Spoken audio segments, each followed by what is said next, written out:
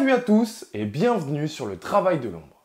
Après ce Marseille-Saint-Etienne, j'aurais pu vous parler de cette problématique de ne pas parvenir à boucler un match sans encaisser de but. Ou j'aurais pu vous parler de la première titularisation de Valentin Rongier. Ou j'aurais pu également vous parler des grosses performances, que ce soit de Saliba, Guendouzi, Payet, Under, etc. etc.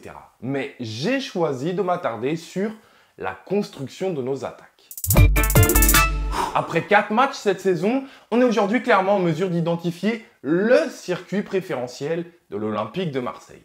On cherche à trouver une première relance dans l'axe du terrain, créer un premier décalage, un premier déséquilibre chez l'adversaire en parvenant à éliminer son premier rideau défensif. La suite, elle est très simple, on cherche à toucher le plus rapidement possible nos ailiers de manière à les trouver en situation de 1 contre 1 avec un maximum d'espace. Et après, on laisse parler le talent, vitesse et percussion doivent nous permettre de faire la différence et de terminer la séquence soit par nos ailiers eux-mêmes, soit par l'intermédiaire d'une dernière passe qui trouverait nos joueurs qui arrivent lancés dans la zone de finition. Mais pour ça, le travail effectué en amont pour parvenir à trouver cette première passe est donc essentiel. Et je trouve que face à la SSE, parfois, par séquence, on a excellé dans ce domaine. Exemple, dès la 2e minute de jeu. Guendouzi décroché vient se charger de cette fameuse première relance. Le premier point intéressant, c'est qu'il vient progresser balle au pied pour fixer un maximum de joueurs avant de transmettre le ballon. Ok, très bien. Mais voilà surtout ce que je veux souligner, les choix qui s'offrent à lui. En plus d'avoir les solutions que je qualifierais de classiques, celles en retrait, latéral ou en profondeur sur les ailiers, il n'a pas moins de 3 possibilités axiales, toutes dans des intervalles différents et toutes à des hauteurs différentes. Rongier, Gerson et Payet. La répartition et l'équilibre est tout simplement parfait. Le placement de Gerson attire ce Stéphanois, ce qui agrandit l'espace entre ces deux joueurs et ouvre parfaitement l'intervalle pour la solution Payet. Guendouzi ne va donc pas se faire prier pour trouver Dimitri derrière le milieu des Verts, entre les lignes. Et là, ça y est, j'ai envie de dire que le plus gros du travail est fait. Payet, de haut but, qui a attiré tout le monde, trouve en une touche de balle Rongier, devenu complètement seul et qui est surtout, contrairement à lui, face au jeu. Idéal pour atteindre notre objectif, je vous le rappelle, lancer Under à pleine vitesse pour jouer un 1 contre 1. Et forcément derrière, c'est gros danger.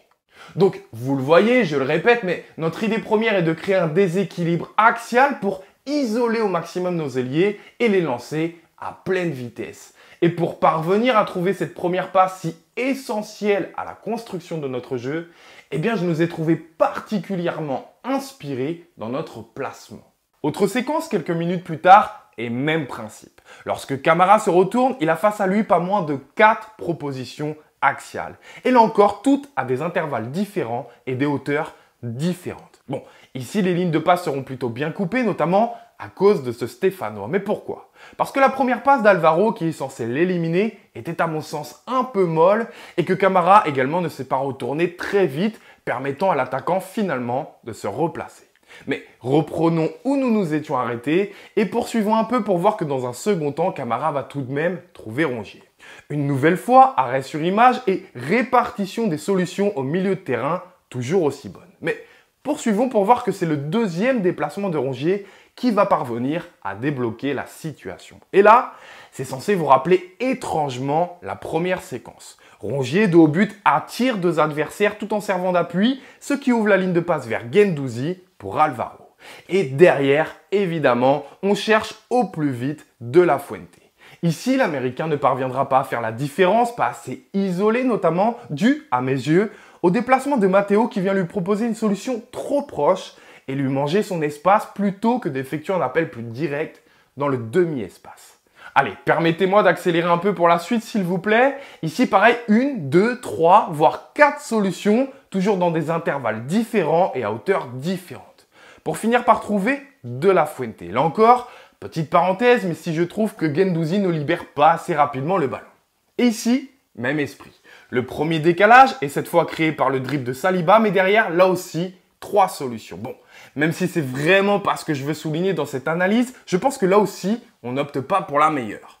Le jeu était de se calquer comme précédemment avec la prise d'appui sur Rongier qui, en une touche de balle, pouvait trouver Gerson ou Payet face au jeu, qui pouvaient très vite lancer leurs ailiers respectifs.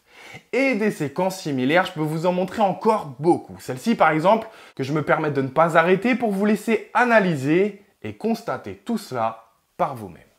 D'ailleurs, le premier but que l'on marque ressemble fortement à tout ce que je vous ai expliqué jusque-là. Saliba qui fixe l'adversaire pour l'éliminer par la passe, puis deux solutions pour Rongier avec surtout celle de Payet complètement esselée. Tellement esselée qu'il n'a même pas besoin de servir d'appui pour trouver un joueur face au jeu, puisqu'il peut se retourner lui-même pour lancer under. Et la suite, vous la connaissez. Et le deuxième aussi, avec certes quelques petites variantes, je vous l'accorde, mais les grosses lignes sont vraiment les mêmes, non? Vous voyez?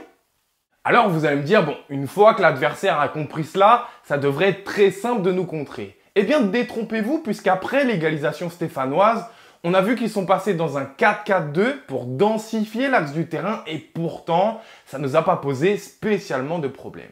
Eh bien justement, puisqu'on parle de ça, j'ai également aimé sur cette rencontre notre capacité d'adaptation, notre capacité à trouver des solutions, même lorsque notre idée première était impossible. Pas de ligne de passe qui s'ouvre? Eh bien ok, alors c'est nos centraux qui profitent eux-mêmes de l'espace créé par ces déplacements pour se projeter balle au pied et lancer nos ailiers. Et puis lorsqu'on cherche la solution d'un côté, puis de l'autre, mais qu'on ne la trouve pas, eh bien pourquoi pas s'essayer de loin? Eh oui! Tiens, d'ailleurs c'est intéressant de voir que le peu de fois où on n'a pas trouvé de solution, eh bien c'est des moments où on a déserté le cœur du jeu et comme par hasard, ça correspond à des temps faibles de notre part. Bref, je ne nous ai jamais vus aussi à l'aise avec ce dispositif. Jamais je nous ai vus passer autant de fois par notre circuit préférentiel. Et ça, c'est en grande partie dû au positionnement de notre milieu de terrain, parfaitement réparti, offrant une multitude de solutions. Voilà, je vous dis à très vite sur le travail de l'ombre et allez loin.